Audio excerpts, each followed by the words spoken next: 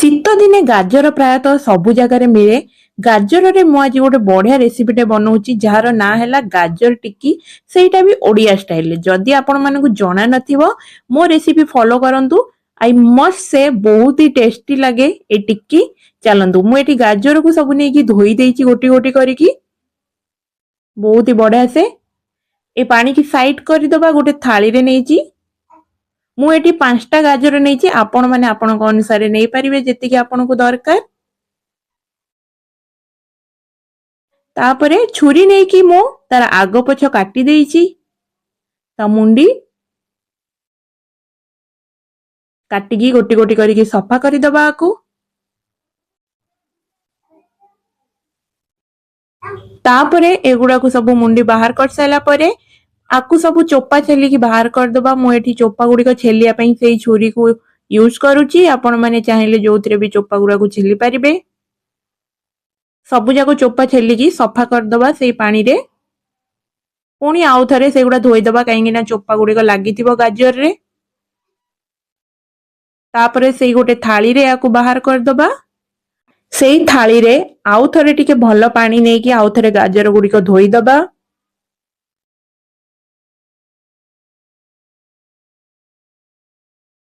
गोटी गोटी करिकी सबु जाको गाजर को भलसे धोई दबा ताकि भलसे चोपा गुडी को सफा होई जिवो। तापरे कद्दूकस यूज करिकी सबु जाको गाजर गुडी को कद्दूकस करि दबा। मु एटी कद्दूकस करिया पई सबुटु छोटो जोटा कद्दूकस रो सेटा यूज करूची काहेकि ना हमकु बहुत ही छोटो छोटो कद्दूकस भलिया दरकार। देखंतु सबु जाको गाजर को कद्दूकस करिकी गोटे कंसा रे मु एटी नउची काहेकि ना आमे एटी गोटे बैटर रेडी करिबा सेथि पई। सबु जाको कद्दूकस गाजर को एथिरे रखि दबा। देखंतु मु 5टा गाजर नेइथिली सेई अनुसार मोर एतिकी कद्दूकस हेइची। आपण मेजरमेंट जानि परिबे सेई अनुसार आपण भी नेबे। तापरे मु गोटे साइड रे पियाज कंचा लंका और धनिया पत्र को छोटो छोटो चुन चुन करके काटिकी रखिथिली याकू एबे एठी पकेई दबा।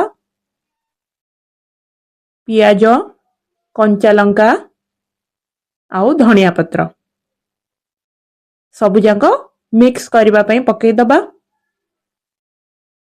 तापरे एठी गाजर रु टिके जेतु पानी बाहरे तो टिके मोळिया पई किछि समय पई आकु आमे कोन करबा ना ढांकी दबा किछि समय पई।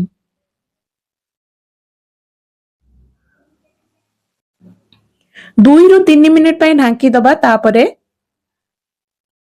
एटी स्वाद अनुसार लूण पकाइबा।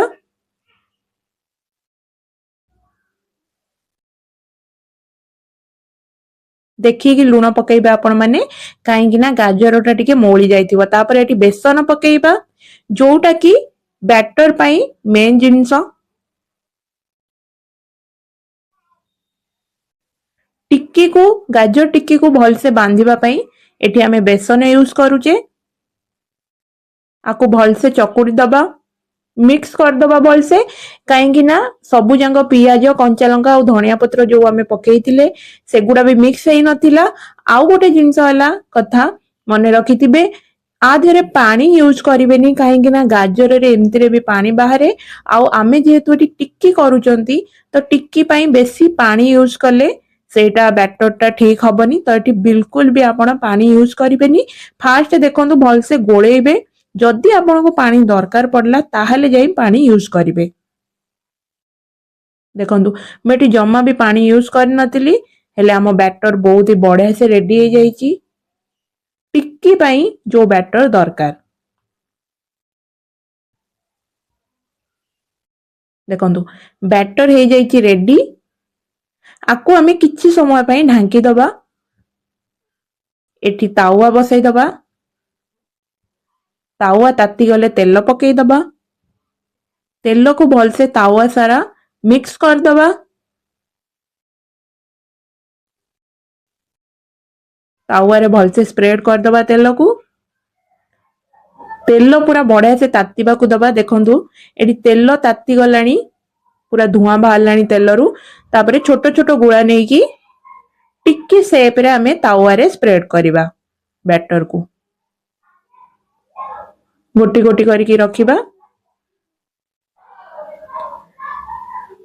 आपण को तावा रे जेतिकी जागा धरबो आपण से अनुसार टिक्की शेप रे आपण रखिबे बेसी छोट करिवेनी कि बेसी बड़ भी करिवेनी इटी गोटे गोटे साइड हेई गलानी मु एठी नोटई दउची देखंतु गोटे गोटे साइड बड़ा से पूरा लाल पड़ी जाईची देखंतु आउ गोटे गोटे साइड भी एठी हेई जाईची